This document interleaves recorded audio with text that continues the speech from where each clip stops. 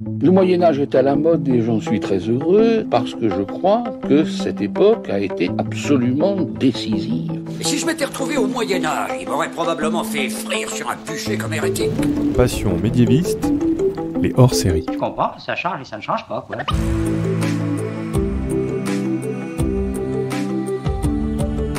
Bonjour à toutes et à tous, bienvenue dans ce hors-série très spécial du podcast Passion médiéviste, le podcast qui vous propose d'en savoir plus sur le Moyen-Âge à travers les interviews de jeunes chercheurs et chercheuses, et pas que. Je m'appelle Fanny Cohen-Moreau et j'ai le plaisir et l'immense honneur d'enregistrer cet épisode dans un cadre magnifique, le Château d'Angers, avec un public de folie.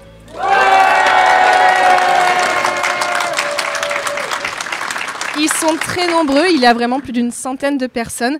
Et oui, dans ce hors-série, aujourd'hui, nous allons parler d'un chef-d'œuvre artistique du Moyen-Âge, la tapisserie de l'Apocalypse. Et vous allez apprendre tout, enfin presque, sur son histoire, ce qu'elle représente, son parcours jusqu'à nous et surtout les études qui ont été faites et mes invités qui vont vous instruire. Aujourd'hui, j'ai le plaisir d'avoir autour de la table Clément Bourgoin. Bonjour Clément. Bonjour Fanny. Clément, donc tu es historien des religions, spécialiste de l'Apocalypse. Tu as étudié notamment le motif de la guerre dans les écrits de Saint Jean, donc de l'Apocalypse, et tu les as comparés avec les représentations de la tapisserie derrière nous. On va en parler. On a aussi avec nous Maxime Geneste. Bonjour Maxime. Bonjour Fanny. Maxime, donc tu es aujourd'hui en master droit du patrimoine culturel et tu as fait un mémoire de M1 à l'école du Louvre. Voilà, madame, sur la tapisserie de l'Apocalypse en 2021 et surtout sur les archives du chanoine Joubert, l'homme qui a sauvé la tapisserie de l'Apocalypse au 19e siècle. On va en parler. Et pour compléter ce plateau de rois et de reines, j'ai avec moi Catherine Leroy. Bonjour Catherine. Bonsoir Fanny. Alors, tu es chef du service culturel du domaine national du Château d'Angers, l'une des personnes, on m'a dit, qui connaît le mieux la tapisserie au monde. Et tu as d'ailleurs accompagné Maxime et Clément dans leurs recherches. Donc là, vraiment, j'ai avec moi aujourd'hui des personnes qui connaissent très bien la tapisserie, mais sous plein d'angles différents. Et c'est ça qui est très intéressant. Aujourd'hui, donc comme je vous l'ai dit, on enregistre au Château d'Angers. Petit point, si vous n'êtes jamais venu, si vous ne connaissez pas, le Château d'Angers est une forteresse qui a été édifiée par la reine Blanche de Castille. Mais oui, la mère de Saint-Louis. Donc ça a été édifié au XIIIe siècle. Il a été ensuite la forteresse, le château, à vous de choisir, occupé ensuite au XIVe et XVe siècle par les ducs d'Anjou. Et ensuite, petite précision, avant qu'on aille un petit peu plus loin, il y a un peu de bruit autour de nous, parce que comme nous sommes dans cette fameuse salle de la tapisserie, comme il y a des conditions de conservation très précises, il y a du bruit en fond, donc c'est normal et c'est comme ça qu'aussi on va avoir un peu froid, mais c'est pas grave. Donc aujourd'hui, déjà, est-ce que l'un d'entre nous peut nous décrire la salle où nous sommes ? Donc nous sommes dans une grande galerie en forme de L qui a été construite dans les années 50 sur des parties du château disparues et qui a été totalement remaniée en 1996 pour donner à la tapisserie de l'Apocalypse des conditions de conservation optimales. Et on va voir qu'effectivement, il faut des conditions particulières pour la conserver. Alors déjà, commençons par présenter la tapisserie de l'Apocalypse. La tapisserie a été réalisée à la fin du XIVe siècle pour le duc Louis Ier d'Anjou. C'est une commande absolument prestigieuse qui a été réalisée vraisemblablement sur des ateliers de lissiers parisiens. L'artiste qui a donné les cartons pour la tapisserie s'appelle Hennequin de Bruges. C'est une équipe qu'on connaît mais dont on ne connaît pas les visages parce qu'on n'a pas de portrait de toutes ces personnes. Donc Louis Ier, le marchand qui a servi d'intermédiaire qui s'appelle Nicolas Bataille et l'artiste Hennequin de Bruges qui était le peintre du roi. Et on connaît aussi le nom du propriétaire des ateliers qui s'appelle Robert Poinçon. Oh, donc on a vraiment pas mal d'informations sur la tapisserie. Retenez, ça ne va pas être tout le temps le cas. Et alors pourquoi est-ce qu'elle a été créée, cette tapisserie ? Alors c'est une question, Fanny, c'est une question. Pourquoi avoir choisi un matériau, un support qui peut disparaître pour faire une œuvre aussi importante ? C'est la plus ancienne et plus grande des tapisseries du Moyen-Âge. Elle était constituée de 6 pièces à l'origine, qu'on peut encore voir ici dans la galerie, même s'il en manque des morceaux. Pourquoi est-ce que Louis Ier l'a fait faire ? Sans doute un peu comme il serait acheté une Ferrari. Il voulait quelque chose d'extrêmement luxueux. Il a pris des belles couleurs, clairement, là c'est très bien. Et il adorait la tapisserie, puisqu'on sait qu'à 25 ans, il avait déjà 76 tapisseries dans sa collection. Il adorait les tapisseries, il adorait l'orfèvrerie, il avait aussi une collection absolument extraordinaire. C'est un grand prince, c'est un fils et frère de roi, donc c'est pas n'importe qui. On est vraiment dans l'environnement du roi de France, puisque c'est au peintre du roi qui va demander les cartons de la tapisserie. C'est une œuvre absolument techniquement fabuleuse, avec un grand sens de la mise en œuvre, une création artistique absolument fabuleuse. Et pourquoi est-ce qu'il l'a fait faire ? Sans doute parce qu'il avait un message à faire passer. Donc on en parlera avec Clément, à la fois l'écho du texte du 1er siècle, mais aussi peut-être des éléments relatifs à la vie au XIVe siècle. Et justement, est-ce qu'on peut aussi parler du contexte de sa fabrication ? On n'est pas à n'importe quelle époque. Non, on est en pleine guerre de 100 ans, donc ça fait un peu plus de 30 ans qu'on est en train de faire la guerre contre les Anglais. Du coup, il y a des éléments dans la guerre de 100 ans qui font que certainement Louis Ier a ressenti le besoin de faire cette tapisserie de l'Apocalypse, parce que peut-être a-t-il vu dans les événements de la guerre de 100 ans des précurseurs, des signes annonciateurs de la fin qui ont été annoncés par Jean dans le texte de l'Apocalypse. À savoir les 4 premiers fléaux, par exemple, de l'Apocalypse dans le texte, qui sont 4 cavaliers qui viennent affliger la terre de fléaux. Donc, il y a le premier cavalier qu'on associe généralement à la conquête, le deuxième cavalier qu'on associe à la guerre, le troisième qu'on associe à la famine et le dernier, le quatrième, qu'on associe à la peste, qui sont 4 grands fléaux qu'on retrouve dans le présent immédiat de cette guerre de 100 ans. Il y a eu des sauterelles et des grenouilles dans la guerre de 100 ans. J'ai pas vu j'ai raté ce moment-là. Il n'y a pas eu, non. Ah zut, ok. Et pour le caractère exceptionnel de cette tapisserie, il faut qu'on la décrive un petit peu, parce que bon là, aujourd'hui, les gens la voient bien, on est devant, mais pour les gens qui nous écoutent, peut-être, Maxine, est-ce que tu peux la décrire pour les gens qui ne la verraient pas ? Oui, alors c'est une très grande tenture, donc, qui est composée de plusieurs tapisseries, plusieurs morceaux. Déjà là, on a la distinction entre tenture et tapisserie, c'est important. Oui, une tenture, en fait, c'est composé de plusieurs tapisseries, tout simplement. C'est ça la petite nuance. Donc celle-ci est très longue, donc il y a 6 pièces en tout. Elle est agencée avec des tableaux, des scènes sur un registre supérieur et d'autres sur un registre inférieur. Et elle se lit dans un ordre chronologique avec une jolie alternance de couleurs, fond bleu, fond rouge et plein de scènes différentes. Et elle fait donc plus d'une centaine de mètres de long, c'est ça ? C'est ce qu'il en reste aujourd'hui. Elle faisait 140 mètres à peu près de long à l'origine. Donc on en a perdu un petit peu. Et en hauteur aussi, on a à peu près 4,50 mètres et on devait être aux alentours de 6 mètres. Ces éléments donnés en mètres n'ayant pas de sens puisque ce n'est pas l'unité de mesure au Moyen-Âge. C'est quoi l'unité de mesure au Moyen-Âge ? C'est l'aune. L'aune ? Ah, ouais. D'accord. Bon, on rentre pas là-dedans, pardon. Moi et mes questions. Et aussi, est-ce que c'était rare à l'époque d'avoir une telle commande? Est-ce qu'on sait ça ou pas? Oui, bien sûr, c'est la première sans doute des tapisseries historiées monumentales. Alors, est-ce que c'était rare? Il faut savoir que les 2 frères de Louis Ier, donc le duc de Berry et le duc de Bourgogne, se sont fait faire aussi des tapisseries de l'Apocalypse. Celle de Berry devait n'être qu'en une seule pièce, un seul morceau, et celle de Bourgogne a sans doute dû être faite sur les mêmes cartons que celle du duc d'Anjou. Elles ont disparu. Celle de Berry, c'est assez intéressant, avait été donnée à la cathédrale d'Angers, ce qui a pendant très longtemps créé une confusion. On pensait qu'il y avait 7 morceaux à la tapisserie de l'Apocalypse, parce qu'il y avait un morceau supplémentaire, mais qui avait été donné par une descendante du duc de Berry. Et puis celle du duc de Bourgogne, qui vraisemblablement n'a été faite qu'avec 4 pièces seulement, qui ont ensuite été découpées en morceaux, découpées en 2. Ce qui vous donne une idée aussi de la difficulté à manœuvrer, si on peut dire comme ça, une œuvre d'une ampleur pareille. Donc découpée en morceaux et puis disparue en partie, en tout cas, dans l'incendie du palais ducal de Bruxelles au XVIIIe siècle. Pourquoi elle s'est retrouvée à Bruxelles? Ça, c'est une question aussi. Parce que le duc de Bourgogne. Ah, duc de Bourgogne, c'est vrai. Ah, les Bourguignons. Aussi, je pense que ça peut être intéressant qu'on dise quelques mots. Qu'est-ce qu'on a comme source qui nous reste aujourd'hui qui permet de documenter sa création? Parce qu'avec quoi est-ce qu'on peut dire tout ce que vous venez de dire? Ouais. Alors on a beaucoup d'éléments comptables en réalité, c'est surtout ça.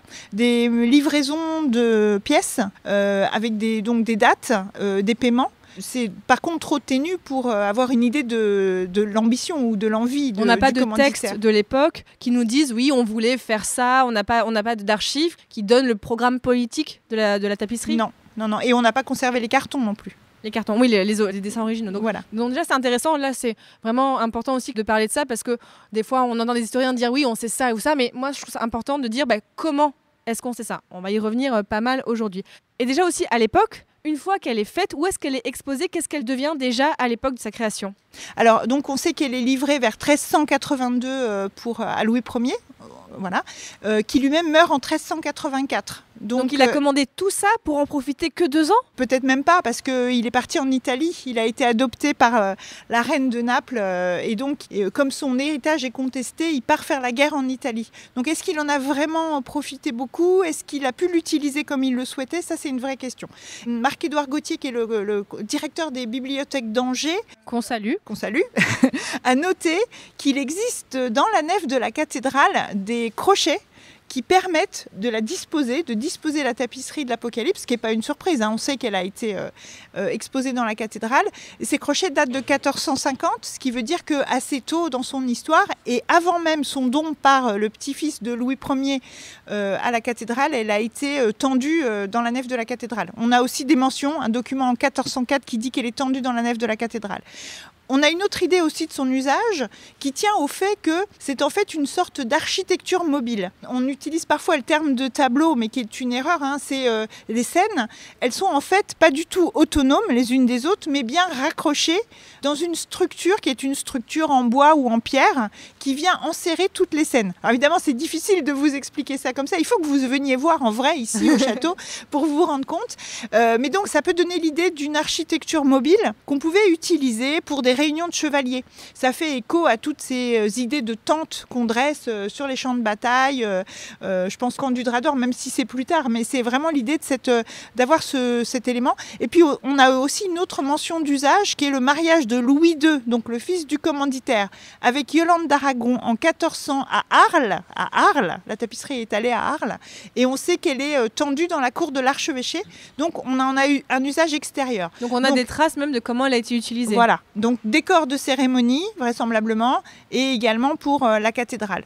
Alors, je me tourne maintenant vers mes invités qui ont travaillé dessus. Vous allez voir des angles très très différents.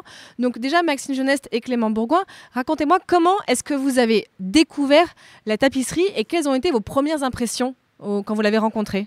Moi, je l'ai découvert, j'ai passé 20 ans à Angers, donc j'ai passé une partie de ma scolarité ici. Au cours de visites scolaires, dès la primaire, on est venu ici la voir. Mais j'estime l'avoir vraiment découverte quand j'ai commencé mes études du coup en histoire ancienne. Oui, parce qu'en fait, je vous l'ai pas dit, mais on n'a même pas de médiévistes autour de la table.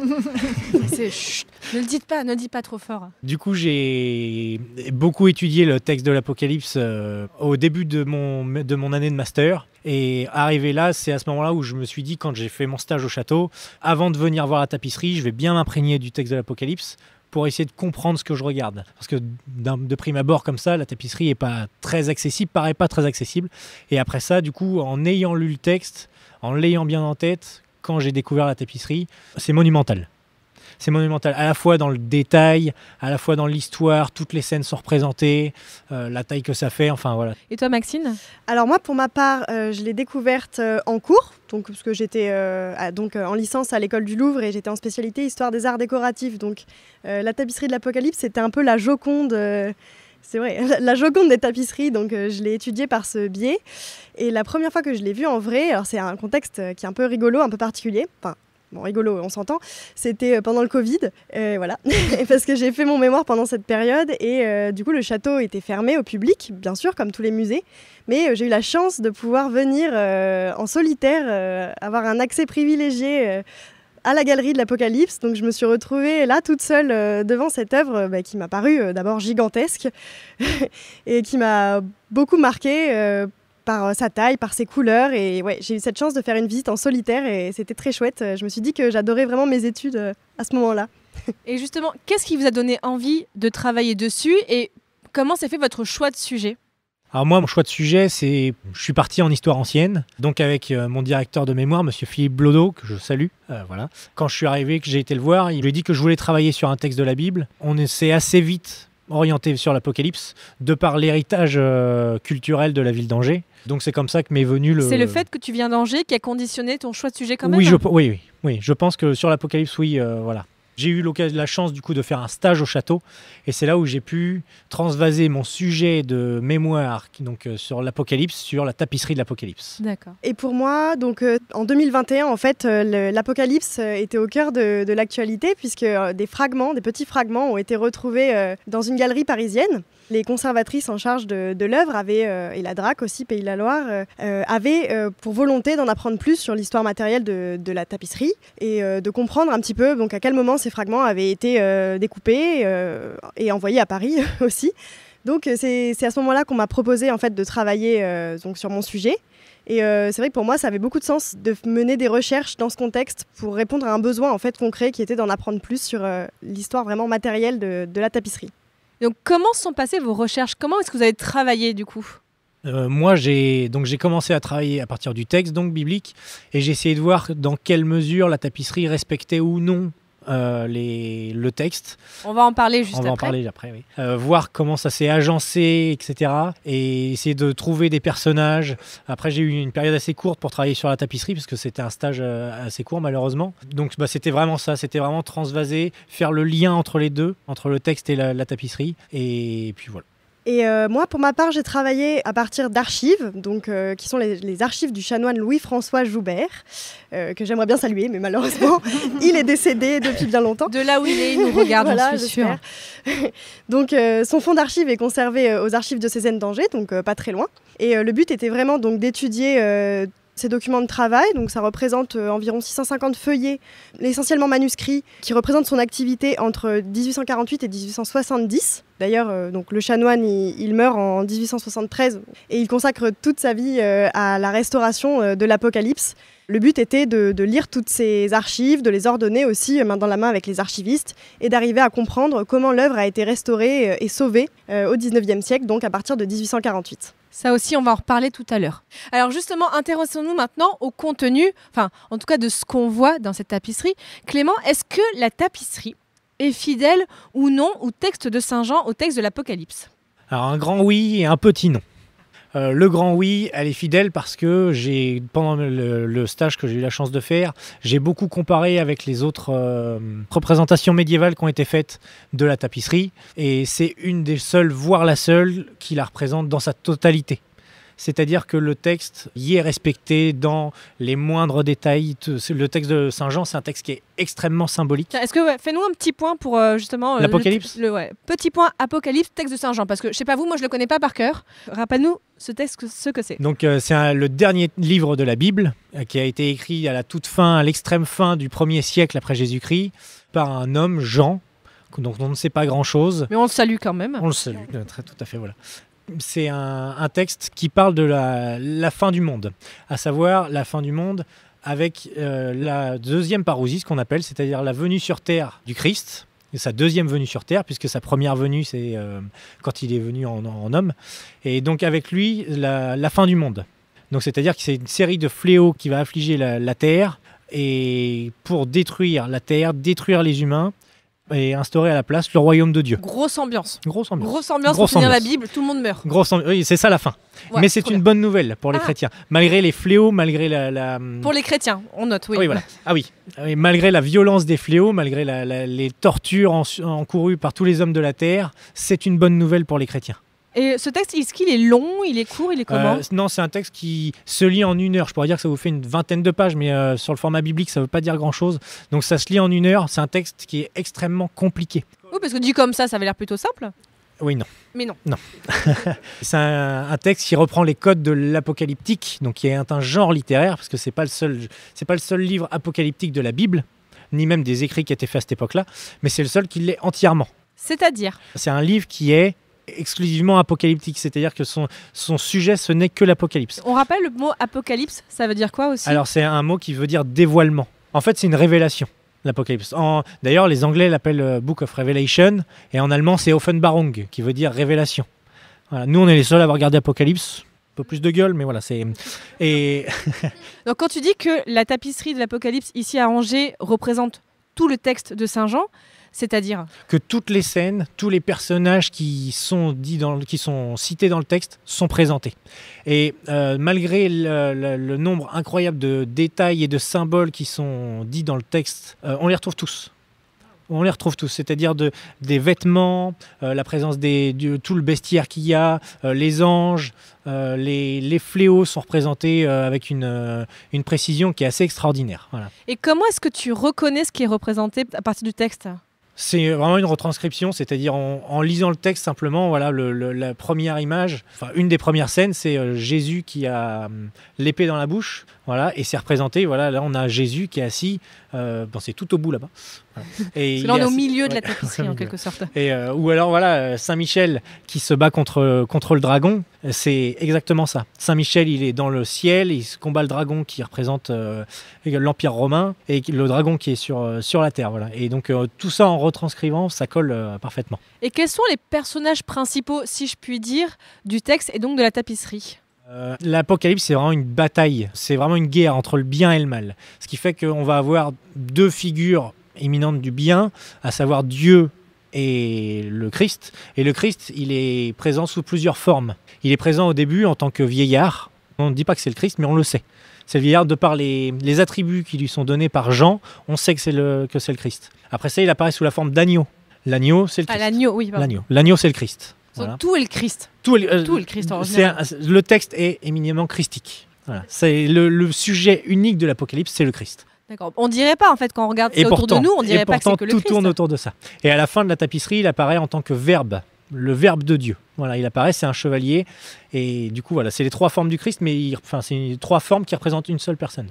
Qu'est-ce qu'on a d'autre comme personnage qu'on retrouve souvent dans cette tapisserie ? Du coup, de l'autre côté, il y a aussi Dieu, forcément, voilà, qui accompagne le Christ. Et de l'autre côté, dans la force du mal, on a surtout le dragon, et qui est accompagné de la bête de la mer et du faux prophète, la bête de la terre. Voilà, c'est les deux pans qu'on Donc le dragon qui a 7 têtes et 10 cornes, c'est ça ? Exactement, oui. C'est comme ça qu'on peut le reconnaître, c'est assez facile.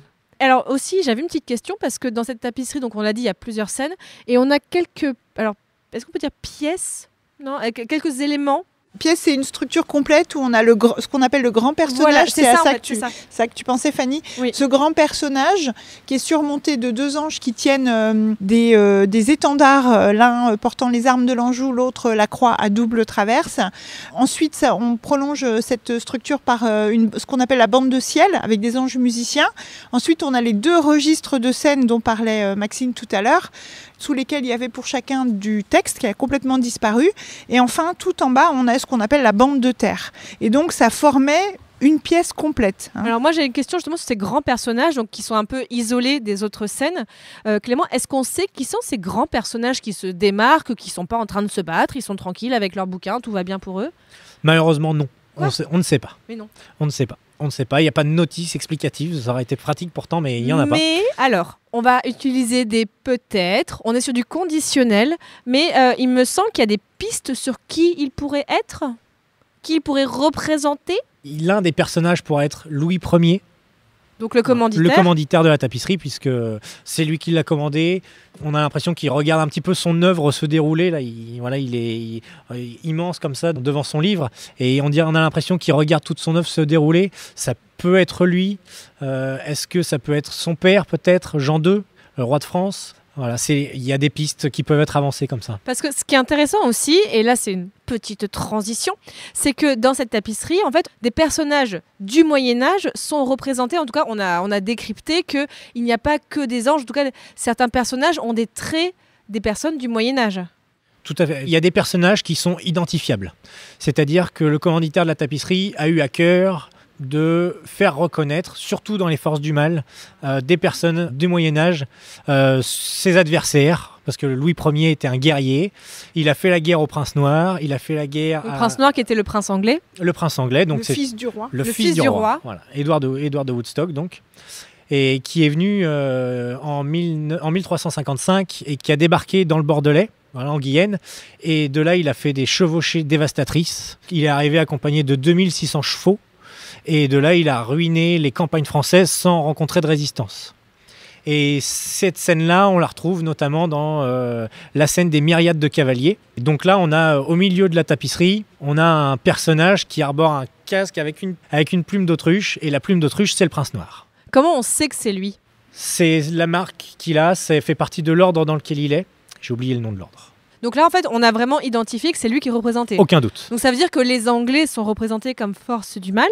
Alors, c'est là où tout à l'heure j'ai dit oui, ça représente, c'est très en lien avec le texte, et non. J'ai dit qu'il y avait un petit non. Oui, parce que ça m'étonnerait que dans la Bible soit marqué que les Anglais sont les forces du mal. Exactement. Alors vraiment, Et il n'y a qu'en rugby que c'est ça, mais bon, vas-y, continue. C'est là où il y a eu vraiment une prise de liberté du commanditaire de Louis Ier, à savoir qu'il a détourné le message même de l'Apocalypse. Pourquoi ? Les Anglais sont représentés pour la première fois au niveau de la 5e trompette lorsque Abaddon sort de l'abîme. Abaddon, le seigneur de la destruction.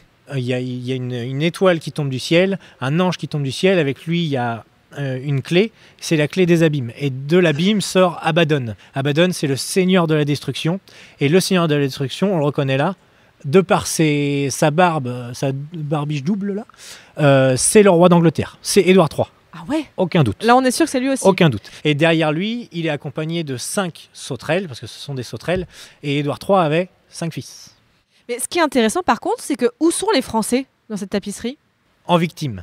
Mais comment on peut savoir qu'une victime est française ? Voilà, c'est là où je reviens à ce que je disais par rapport au nom, où il y a vraiment un détournement du message de la tapisserie. Les fléaux qui viennent affliger, éprouver la terre, sont envoyés par Dieu sur terre. Voilà, c'est des envoyés de Dieu. Ce qui fait que finalement, Abaddon est un envoyé de Dieu. Et que les myriades de cavaliers sont des envoyés de Dieu.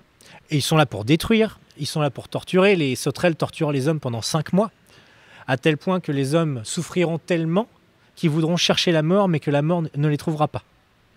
C'est écrit comme ça dans le texte de l'Apocalypse. Encore une fois, grosse ambiance. Grosse on est ambiance. vraiment sur un truc vraiment très fun. Et donc, ce qui fait que dans la tapisserie des myriades de cavaliers, quand on voit les soldats anglais qui sont au nombre de 6, les soldats anglais sur la tapisserie, et qui sont en train d'écraser avec leurs chevaux les 7 français. Donc 6, c'est le chiffre du mal, 7, c'est le chiffre du bien. Dans l'Apocalypse, qui est un texte éminemment symbolique, comme je disais. Donc chaque chiffre a son importance. Et donc là, les cavaliers sont représentés au nombre de 6, les victimes au nombre de 7. Donc c'est là où on peut penser que ce sont des Français. Le texte est détourné, finalement, parce que si Saint-Jean était devant la tapisserie, il pourrait se dire que la tapisserie est pro-anglaise. C'est-à-dire que les Anglais, finalement, seraient envoyés par Dieu pour punir les impies. Et les impies sont dans la tapisserie les Français. Donc il y a un détournement, voilà, qui fait qu'il s'est approprié le texte de Saint-Jean pour représenter ses malheurs à lui.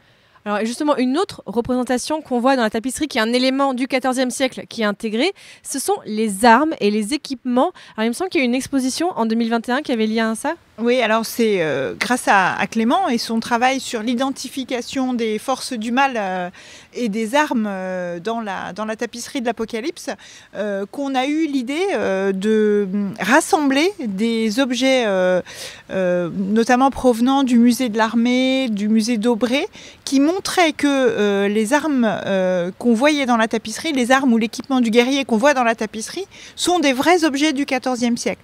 Et cette façon d'identifier les choses, on peut aussi, par exemple, en parler pour les instruments de musique. C'est la même chose, c'est-à-dire que les choses sont représentées extrêmement précisément, même vraisemblablement avec un détail de la façon dont on en joue pour les instruments de musique et pour les armes de la façon dont on les tient.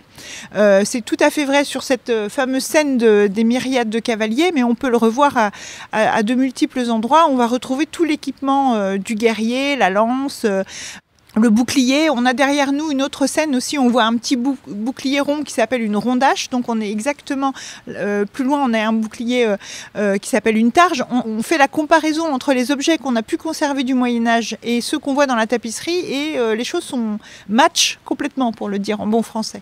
Alors autre chose aussi, on voit des représentations en quelque sorte, de moments de vie quotidienne qu'on peut imaginer se dérouler aussi au XIVe siècle, c'est ça? Alors oui, c'est ce que je disais, les objets sont vraiment représentés comme les gens du XIVe siècle les voyaient.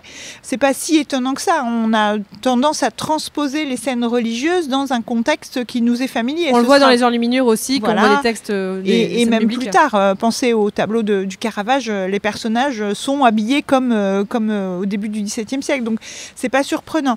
Là, ce qui est quand même très intéressant, c'est que, comme l'a dit Clément, l'idée c'est quand même de passer un message. On est là pour passer un message. Louis Ier doit se désoler de la situation, de la guerre, doit vouloir dénoncer ce qui est en train de se passer, ou peut-être revendiquer la façon dont il combat le roi d'Angleterre et son affreux fils, le prince noir.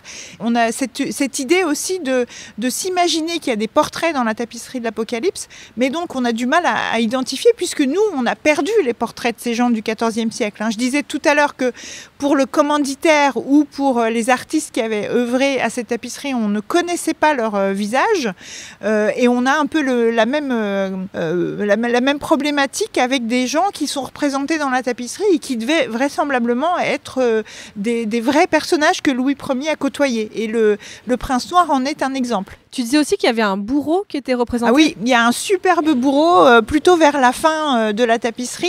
C'est vraiment pour qui étudie le costume dans la tapisserie de l'Apocalypse, c'est vraiment un personnage absolument somptueux. Ce qui va vous sembler un peu étrange de dire que le bourreau est très très bien habillé, très à la mode, avec des choses bicolores, un superbe pourpoint brodé, mais c'est parce que personne ne voulait être bourreau. C'est pas très sympathique comme métier. Donc il était bien payé. Donc voilà, exactement, il était très bien payé. Donc du coup, il est très bien habillé aussi. Et je vous invite à regarder le détail de... Il y a un gars qui vient d'être décapité, il y a une personne qui vient d'être décapitée. Sur la tapisserie. Sur la tapisserie, oui, pas ici en vrai. Voilà. Sur la tapisserie, et on voit vraiment le détail de l'anatomie de la personne. Donc c'est une fois de plus pour vous montrer à quel point cette tapisserie, c'est une œuvre vraiment extraordinairement précise, qui vous montre des choses donc liées au Moyen-Âge et qui aussi contrebalance complètement cette idée qu'on peut avoir. Toi, Fanny, qui travaille sur le Moyen-Âge, tu l'as déjà entendu, en disant que le Moyen-Âge, on ne sait pas dessiner, on a perdu. Vous voyez, on a une façon de contrebalancer en disant l'Antiquité, c'était merveilleux, on avait des sculptures grecques absolument fabuleuses. Après, c'est une période obscure où on pense qu'à se castagner et puis on ne sait plus rien faire. Et après, il y a la Renaissance. On a à nouveau cet art extrêmement raffiné, etc. C'est pas vrai. On le voit ici avec la tapisserie. Techniquement, esthétiquement, c'est une œuvre formidable. Et on peut pas dire que les gens du Moyen-Âge savaient pas dessiner. Ce serait absurde de prétendre ça. Alors, un petit détail dans Passion médiéviste, on parle beaucoup de ce sujet. Les femmes, il y en a pas beaucoup dans la tapisserie. Pourquoi? Déjà, comment on peut interpréter ça? Bon, après, dans le texte biblique, il y en avait quand même, non? Dans le texte biblique, il n'y en a que deux. Il y en a que deux aussi? Il y en a que deux, mais qui représentent des figures majeures, à savoir la prostituée, qui représente la figure du mal. Voilà, elle est là pour corrompre les hommes. Elle est un peu plus loin. Elle est un peu plus loin, oui. Et donc la prostituée, et de l'autre côté, on a la femme qui représente l'Église.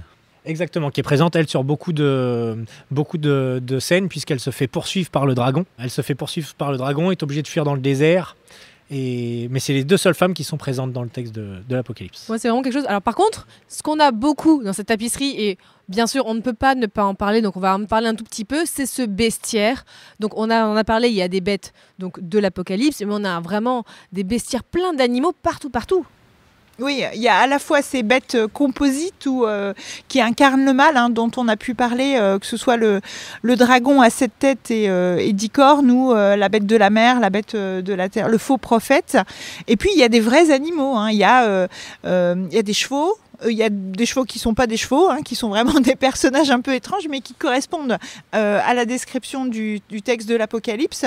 Il y a dans la scène qui s'appelle la famine, paradoxalement, une multitude de petits oiseaux, voilà, il y a un serpent, enfin, il y a un bestiaire absolument étonnant qui est représenté d'animaux tout à fait réels et d'animaux qui le sont un petit peu moins, mais qui peut-être qu'aux yeux des gens du Moyen-Âge était peut-être pas si étonnant que ça. Je vous rappelle qu'on considérait que les licornes existaient aussi. Donc voilà. D'ailleurs, je dis pour les personnes autour de nous et pour les personnes qui viendront au château, vous verrez qu'il y a un endroit où un lapin rentre dans un trou et il ressort dans un autre endroit. C'est portal dans la tapisserie, allez voir. Alors, revenons maintenant à l'histoire de la tapisserie. Déjà, une fois, donc, quel a été son parcours après la mort de son commanditaire?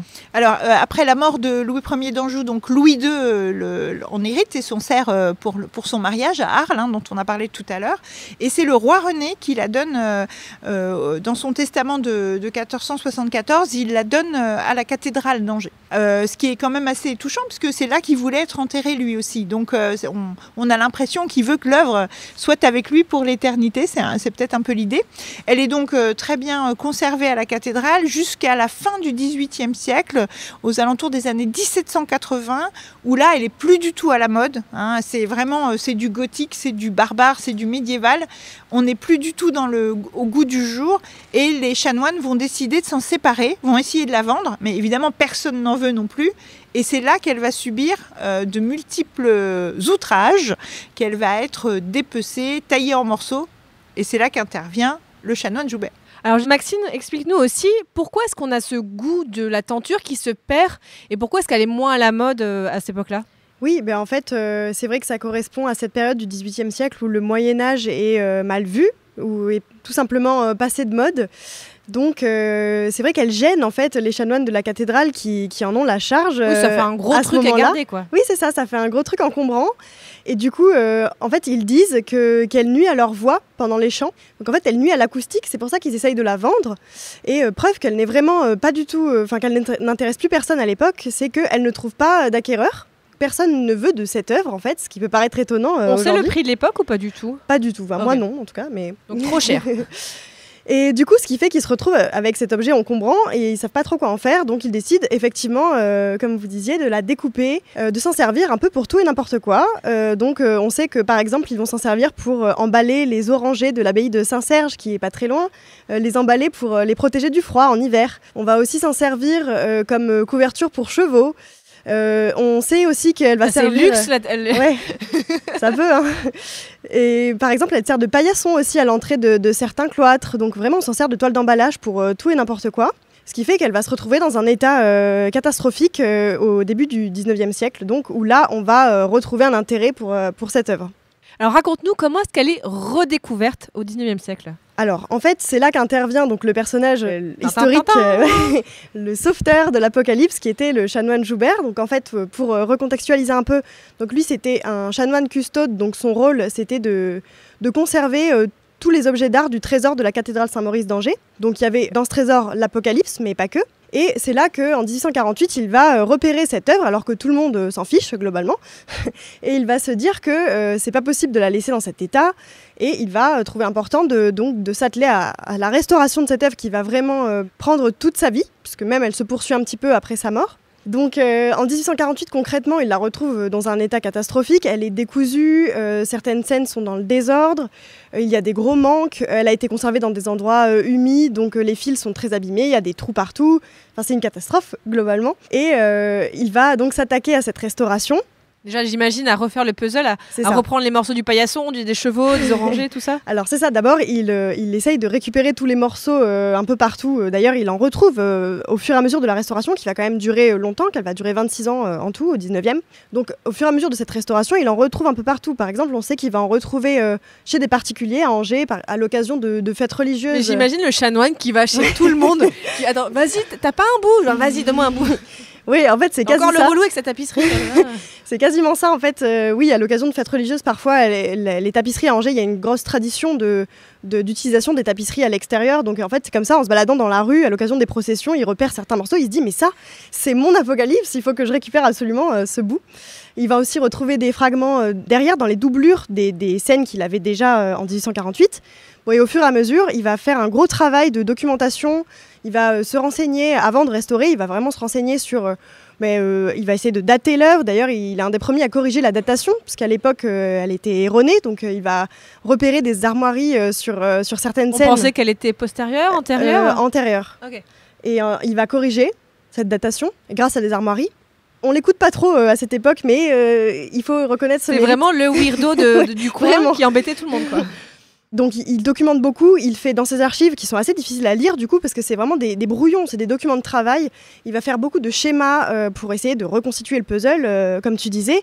Parce que comme vous voyez, la tenture est vraiment composée de plusieurs morceaux. Donc lui, il va essayer de comprendre dans quel ordre ça va.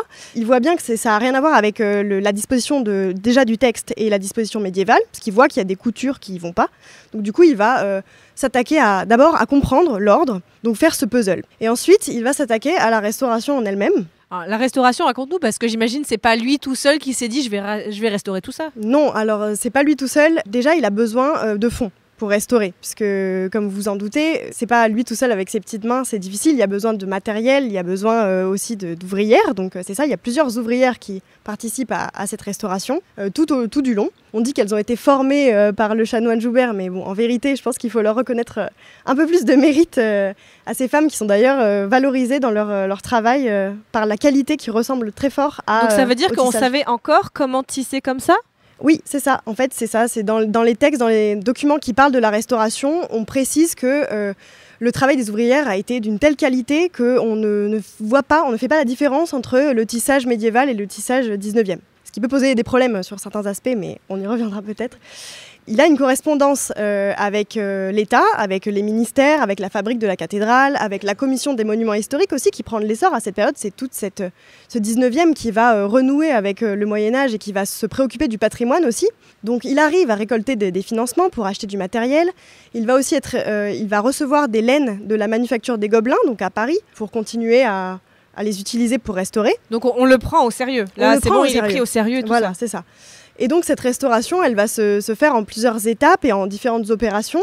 Donc par exemple, on va laver l'Apocalypse et on la lave dans la Maine directement. Attends, tu veux dans dire la rivière là à côté? Oui, tout à fait. Oui, on la plonge dans l'eau. Mais elle n'est n'est pas très propre en fait. Genre, j'ai rien contre elle, mais les rivières en général, c'est pas très propre quand C'est même. ça qui était intéressant aussi avec ce sujet, c'était d'étudier les techniques de restauration 19e qui sont vraiment très différentes de celles d'aujourd'hui et qui nous paraissent un peu lunaires. Mais on se faisait avec les moyens du bord, donc ouais, c'était pas choquant de la laver dans la rivière. Mais déjà, on peut dire qu'il avait une volonté de restauration qui était assez même. Enfin, il essaie d'avoir une démarche un peu scientifique, enfin, sans être anachronique, mais déjà, il avait vraiment une démarche de faire quelque chose qui correspondait. Tout à fait. D'ailleurs, c'est pour ça que j'ai précisé qu'avant de commencer, il a beaucoup documenté parce qu'il n'a pas voulu se lancer et faire n'importe quoi. Donc vraiment, le but était de faire quelque chose d'historique, de retrouver un aspect. Donc c'est pour ça qu'après, voilà, il va découdre certaines scènes qui étaient mal placées avant. Il va tout repositionner. Donc concrètement, la restauration, voilà, c'est ça, c'est recoudre certains trous, replacer tout dans le bon ordre. Laver, comme je l'ai dit, ça va être ce genre d'opérations qui sont décrites de façon assez vague dans les archives, donc on a du mal à savoir vraiment, mais c'est ce genre d'intervention en fait. Et alors ce qui est intéressant, c'est que donc on l'a dit, elle a subi tellement de choses qu'il manque des bouts, et toi tu as travaillé sur des bouts qui ont été retrouvés, donc on en a parlé tout à l'heure, raconte-nous comment ça s'est passé. Oui, pour commencer ma recherche, les conservatrices m'ont informé de ces morceaux qui ont été donc retrouvés chez un antiquaire à Paris. Et du coup, le but était un peu d'essayer de chercher dans les sources. Déjà, comment on savait que c'était lié à cette tapisserie? Parce que des bouts de tissu, on en peut en trouver partout. Mais comment on a identifié que c'est marqué dessus? Comment ça, c'est marqué dessus? C'est une bande d'à peu près 1 mètre de long. Sur laquelle sont cousus des fragments. Et il y a une étiquette qui dit fragment de la célèbre tapisserie d'Angers, achetée en 1924. Donc c'est marqué dessus. Bah, ça aurait pu être n'importe qui met ça pour faire monter le prix du fragment. Alors, bien sûr, évidemment, mais ça match quand même, ça correspond. C'est des morceaux, des petits fleurons végétaux qui sont derrière le 4e grand personnage, donc un petit peu plus loin. Voilà. On a comparé d'abord les dimensions. Une des personnes qui avait fait, une des restauratrices qui avait fait le constat d'état en 2016 est allée voir avec la conservatrice Clémentine Mathurin, donc Montaigne-Bongrand et Clémentine Mathurin sont allées voir dans la galerie et ont constaté que, par exemple, il y a une chose qui est tout à fait facile à regarder, c'est le nombre de fils au centimètre. Et le nombre de fils au centimètre était le même sur les fragments que sur la tapisserie de l'Apocalypse. Et enfin, ce qui a complètement contribué à ôter tout doute, c'est que dans ces petits fleurons de la galerie, comme ici au château, il y a des petits, ce qu'on appelle des filets métalliques, c'est-à-dire des fils qui sont en fait recouverts d'une âme métallique et qui étaient recouverts d'or, qui donc avait été analysé par le laboratoire de recherche des monuments historiques au moment du constat d'état en 2016. Et la même analyse a été faite sur les fragments de la galerie Raton à Paris et on a pu montrer que ça provenait de la tapisserie de l'Apocalypse. Donc toi, Maxime, qu'est-ce que tu as montré dans tes recherches sur ces fragments ? Alors moi, j'ai essayé d'abord de savoir si ces fragments avaient été découpés et décousus de l'Apocalypse au moment de la restauration du chanoine Joubert. Oui, donc c'est à quel moment est-ce qu'ils ont été découpés ? Voilà, en fait c'est ça. L'objectif était de savoir si ça avait un lien avec les sources qu'on avait donc dans ces archives-là. Alors moi, j'ai pas réussi à trouver de mention précisément de ces fragments-là. Je ne pense pas que donc, ces fragments aient été décrochés au moment du chanoine Joubert, mais sans doute après, puisque la restauration, donc, elle se fait en 2 temps. Donc d'abord le chanoine Joubert qui fait les choses de manière assez respectueuse et qui essaye, comme je disais, de faire une restauration scientifique. Au 19e, mais quand même. Et ensuite, après, au moment des années 70, à peu près, il y a une commission de conservation des tapisseries du trésor de la cathédrale qui se forme, où le chanoine Joubert participe, mais très peu, parce qu'en fait, il va mourir 3 ans plus tard, en fait. Donc, Miskin. Oui, le pauvre. Mais du coup, il y a d'autres participants, notamment le chanoine Machefer, qui va reprendre le flambeau. Et là, la restauration va un peu dégénérer, parce que, oui, vraiment, parce qu'en fait, c'est à ce moment-là que la tapisserie a repris cohérence, donc elle est lisible de nouveau, elle est moins abîmée, mais comme on le disait, elle reste fragmentaire, il y a quand même des manques, il y a des scènes qui ont disparu, et en fait certains érudits de l'époque trouvent ça malheureux, et ont pour volonté en fait de compléter les scènes. Donc c'est à ce moment-là qu'au 19e, on va vouloir retisser en fait, et donc il y a certains morceaux qui ont été complétés, oui, comme juste au-dessus de nous, tout à fait. Il y a une scène au-dessus de nous où en fait la partie la plus abîmée, c'est en fait celle qui a été faite au 19e. Oui, en fait, c'est parce qu'on a utilisé notamment des fils qui ont été teints avec des teintures chimiques au 19e et qui se conservent très mal et qui aujourd'hui ont mal vieilli, d'ailleurs qui posent des problèmes pour la conservation actuelle de l'œuvre, parce qu'il faut du coup jouer avec tous ces matériaux différents et de différentes époques. Donc c'est à ce moment-là que oui, ça dégénère un peu et on retisse. Et donc ça serait peut-être dans ce contexte-là, pour revenir à la question, que les fragments auraient été découpés en fait, voilà, on a voulu faire quelque chose de très normé, des scènes rectangulaires, bien propres en fait. Donc on aurait pu enlever des petits morceaux gênants pour refaire par-dessus en fait, tout simplement. Alors, on a dit son histoire. Comment est-ce que la tapisserie revient, en tout cas arrive au château d'Angers, donc là au XXe siècle? Elle voyage vraiment partout, ça devient... Toute la tapisserie ou des bouts seulement? Tout, je suis pas sûre. Et puis, je pense pas qu'on ait de documents. Faudrait qu'on recreuse la piste. Mais qu'est-ce qui est présenté? Je sais que la dernière expo où elle va, c'est Séville en 1992, et c'est pas la totalité, c'est une pièce seulement qui. 1892? Non, 1992. Oui. Voilà, c'est une pièce. Donc, il n'y a pas d'endroit pour l'exposer en entier et en permanence. Donc, le château était occupé par les militaires, parce que c'était un lieu de garnison. En 48, il est libéré par l'armée et on décide de l'ouvrir au public. Et à ce moment-là, on se dit on va construire un lieu pour présenter la tapisserie à l'intérieur du château. Et on construit donc cette galerie en L dans laquelle nous sommes, qui est inaugurée en 1954. On va fêter cette année le 70e anniversaire Ça de tombe bien, 31 juillet. Voilà, 1954. Alors, on ne peut pas parler de tout ce qui s'est passé au XXe siècle, mais je pense que c'est intéressant de dire qu'en fait, il y a des moments où on s'est mal occupé de la tapisserie pendant le XXe siècle. C'est surtout cette galerie qui avait été faite avec des grandes fenêtres qu'on perçoit encore quand on est à l'extérieur, qui fait qu'il y a eu un apport de lumière sur la tapisserie qui lui a été dommageable en termes de conservation des couleurs. Ce qui fait que quand vous voyez les couleurs de l'envers, c'est quelque chose dont on n'a pas parlé, mais la tapisserie à l'origine était sans envers, c'est-à-dire que c'était aussi beau d'un côté que de l'autre. Il n'y avait pas de fil qui dépassait, il n'y avait pas de nœud qui dépassait. Tu veux dire que ce qu'on voit devant nous, si on regarde derrière, c'est la même chose? Alors, à l'origine, si on regardait derrière, c'était la même chose. Les restaurations qui ont été faites n'ont pas tenu compte de cet envers. On a des fils qui passent à l'envers, etc. Mais ce qu'on a à l'envers et qu'on n'a plus sur l'endroit, c'est les couleurs. Là, il faut que vous imaginiez, notre œil s'est un peu habitué depuis le temps qu'on est dans la galerie, mais vous voyez par exemple qu'en partie basse, il n'y a plus tellement de vert, alors que les sols étaient forcément verts. Les vêtements étaient rouges, verts, il y a des couleurs safran, il y a des oranges, il y a des fuchsias. Toutes ces couleurs-là, elles sont plus visibles visibles sur l'endroit. Elles sont visibles sur l'envers. Donc c'est pour ça qu'il y a eu des choses qui ont été faites après pour aménager la salle différemment. En 96, on est venu créer une boîte dans la boîte. On n'a plus de lumière naturelle qui arrive et on a ce système de climatisation que vous entendez et puis tous les systèmes de sécurité nécessaires à la conservation de la tapisserie. Alors, question un peu à tous les trois pour revenir avec Clément et Maxine. Quelles sont les difficultés qu'on a aujourd'hui quand on travaille sur la tapisserie ?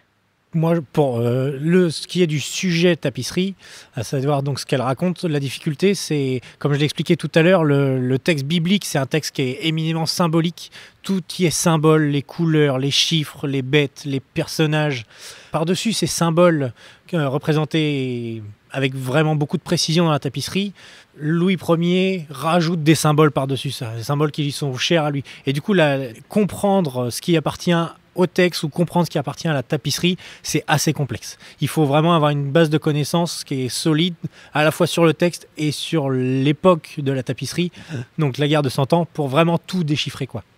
Et pour ma part, je verrais 2 difficultés principales. Donc déjà, ce serait le manque de sources, parce que même si l'œuvre est quand même très connue, le corpus de textes et de sources qui la concernent est assez restreint en fait finalement, et puis parfois on a quelques erreurs aussi qui se répètent d'une publication à l'autre, donc il faut faire un peu attention quand on travaille sur l'Apocalypse. Et la deuxième difficulté, elle est plus technique, c'est que en fait, comme on l'a dit plusieurs fois, l'œuvre est gigantesque, elle a une architecture qui est assez complexe, et c'est vrai que moi qui ai travaillé sur l'aspect technique, matériel de l'œuvre, quand on travaille sur un petit fragment, pour aller retrouver quel morceau il appartient, ça peut être très compliqué, et dans les sources aussi, c'est difficile d'identifier quel morceau va où, tout simplement. Alors on l'a dit, il manque beaucoup de choses à étudier sur la tapisserie. Donc quelles seraient les recherches qui pourraient être faites aujourd'hui sur la tapisserie ? Quel serait le sujet, si jamais des jeunes chercheurs ou jeunes chercheuses nous écoutent et aimeraient étudier elles aussi la tapisserie, quels sont les sujets qui méritent d'être étudiés ? Là, tous les trois, allez-y. Donc, moi, je dirais déjà, quand le chanoine Joubert retrouve l'Apocalypse en 1848, il voit que l'ordre n'est plus du tout le même que l'ordre initial, donc que la disposition des scènes médiévales, en fait. Donc, ça veut dire qu'à un moment, elle a été découpée, elle a été remaniée, et certaines scènes ont été déplacées et liées à d'autres, alors qu'à l'origine, ce n'était pas le cas. Donc je pense que ça pourrait être intéressant d'étudier cette partie-là de l'histoire de l'œuvre, donc avant le 19e siècle, pour comprendre à quel moment, en fait, pourquoi on a voulu modifier l'ordre, qui l'a fait, pour quelles raisons, en fait, tout simplement. Et quand même, au sujet des archives du chanoine Joubert, on s'éloigne un peu de l'Apocalypse, mais il avait aussi la charge de beaucoup d'autres objets d'art du trésor de la cathédrale, qui est très riche, notamment en textile. Et tous ces objets n'ont pas fait l'objet d'études encore. Toutes les sources du chanoine Joubert mentionnent ces œuvres-là, ces autres objets d'art. Moi, je n'ai pas du tout étudié cette partie-là, je me suis concentrée sur l'Apocalypse, donc il y a un champ des possibles sur ces archives-là qui sont tout à fait disponibles et qui attendent d'être étudiées. Pour ma part, je pense qu'il n'y a aucun travail qui a été fait de comparaison systématique du texte et de la tapisserie. Mais non. Aucun. Enfin, ça me semblerait la base à faire sur la tapisserie. C'est-à-dire que personne n'a fait ça ? Personne n'a fait, non. Mais pourquoi ? Je ne sais pas. Ça mobilise des connaissances qui sont vraiment pluridisciplinaires. C'est-à-dire qu'il faut maîtriser à la fois le texte de l'Apocalypse dans sa totalité, ce qui est un texte très complexe. Il faut maîtriser la guerre de 100 ans. Il faut maîtriser le contexte du 1er siècle, de quand a été écrit le texte de l'Apocalypse. Il faut maîtriser, plus que des bases, il faut connaître très bien l'histoire de l'art. Voilà, il faut pouvoir le comparer, la tapisserie, aux autres représentations qu'on ont été faites, et je pense que ça effraie un petit peu. Donc il y a du travail pour plusieurs personnes, c'est ça que tu me dis ? Là-dessus, c'est énorme. Il y a encore des personnages, l'identité de certains personnages à découvrir dans la tapisserie. D'ailleurs, t'avais pas un scoop à nous dire ? Oui. Tiens, en fait, on a envie d'en parler. Il y a quelques mois maintenant, j'ai réussi à identifier un de ces personnages. Wow. Voilà. Lequel ? Alors c'est toujours dans le même, la myriade des cavaliers, là-bas, quand on a le prince noir qui vient éprouver les Français avec ses cavaliers. À côté de lui, on a 5 autres personnages, dont 2 sembleraient visiblement très reconnaissables. L'un à l'extrême droite de la tapisserie, a une cicatrice sur la joue, sous l'œil comme ça, en V, une cicatrice en V. Et au-dessus de l'œil, il a une autre cicatrice. On ne la voit pas sur la tapisserie, mais quand on a le détail, c'est très visible. L'huissier a vraiment tenu à le faire.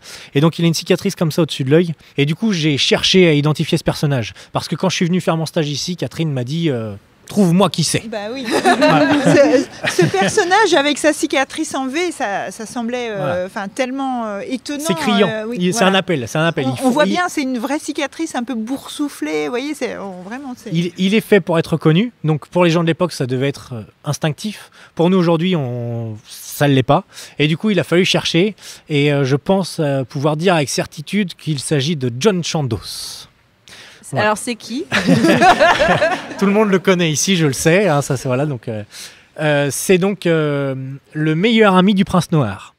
Donc, tu veux dire que personne n'avait pensé à ça avant? Alors ça paraît facile dit comme ça. Oui. Sauf que si on tape sur Google meilleur ami du prince noir, ne sort pas avec une cicatrice, ne sort pas John Chandos. Voilà. Et donc il s'avère que ce John Chandos est considéré comme le meilleur cavalier de son époque. Et c'est Jean Froissart en personne qui le dit. Jean Froissart qui est un chroniqueur du Moyen-Âge, on l'embrasse, oui qu'il soit aussi. Voilà. Et Jean Froissart nous explique que son adversaire numéro 1, c'est Louis Ier d'Anjou. Donc ça colle. Déjà pour ça. Pour ce qui est de la cicatrice, il s'avère que sur un champ de bataille, comment est mort John Chandos, c'est dans sa mort finalement qu'il a eu la cicatrice, et c'est pour ça qu'on n'a pas de texte, on n'a pas de source qui explique qu'on a un cavalier avec une cicatrice qui aurait pu être identifiable. En fait, sur le champ de bataille, il y a son cheval qui s'est cabré et il est tombé. Et à ce moment-là, il y a un Français qui en a profité pour lui enfoncer une lance dans le visage. Et la lance, c'était au niveau de la joue, sous l'œil, comme ça. Et pour ce qui est de sa cicatrice au-dessus de l'œil, il s'avère que John Chandos était borgne, puisque depuis... meilleur cavalier de son époque et borgne. Waouh, respect, franchement respect. Depuis les années 1360, enfin depuis l'année 1360, il est borgne après un accident de chasse. J'en sais pas plus. Bah, c'est déjà une bonne enquête. J'en sais pas plus, voilà. Et du coup, il y a un autre cavalier à côté de lui qui a un casque qui arbore 2 plumes de faisan. Et voilà, j'ai restreint la liste de noms, mais je ne sais pas encore qui c'est. Et Catherine, pour finir sur les sujets qui pourraient être étudiés sur la tapisserie? Alors, c'est clairement une œuvre qui a encore besoin d'une étude par des historiens de l'art, voir quelles sont les influences italiennes ou flamandes, puisque, je vous rappelle, le commanditaire est duc d'Anjou, mais aussi comte de Provence. Il devient roi de Naples, Sicile et Jérusalem, donc il n'est pas du tout exclu qu'il ait pu voir des œuvres italiennes. Et puis, la personne qui a donné les cartons s'appelle Hennequin de Bruges, donc c'est un flamand. Donc il y a vraiment cette étude-là qui mériterait aussi d'être lancée, vraiment en termes d'histoire de l'art. Bah, l'appel est lancé. Donc désormais, auditeurs, auditrices, vous en savez plus sur la tapisserie de l'Apocalypse et vous savez aussi ce qui reste à étudier dessus. Donc merci énormément à mes invités. Donc c'était passionnant et bonne continuation pour vos recherches mutuelles. Merci énormément aux équipes du Domaine national du Château d'Angers. Je remercie personnellement Emma Fontenot qui vraiment a organisé tout l'enregistrement. Je remercie bien sûr les équipes du CMN très nombreuses. Je remercie les auditeurs et auditrices qui nous ont aidés aujourd'hui à enregistrer tout ça. Donc si jamais vous passez, auditeurs et auditrices qui nous écoutez peut-être dans des années au moment où sort cet épisode, j'espère que ça va chez vous, mais donc si vous passez à côté d'Angers, ne manquez pas de venir au Château d'Angers et de venir admirer la tapisserie de l'Apocalypse et envoyez-moi un petit message pour me dire ce que vous en avez pensé et je suis curieuse de vos impressions. Je vous renvoie vers l'épisode 87 si vous voulez en savoir plus sur l'Apocalypse dans un autre contexte. Je vous renvoie vers mon site passionmédiéviste.fr. On vous mettra des photos de l'enregistrement du jour, des photos de la tapisserie de l'Apocalypse. On vous renverra vers des dossiers pour en savoir plus aussi. Je vous remercie énormément toutes et tous d'être venus aujourd'hui et je vous dis à bientôt pour un prochain épisode de Passion médiéviste.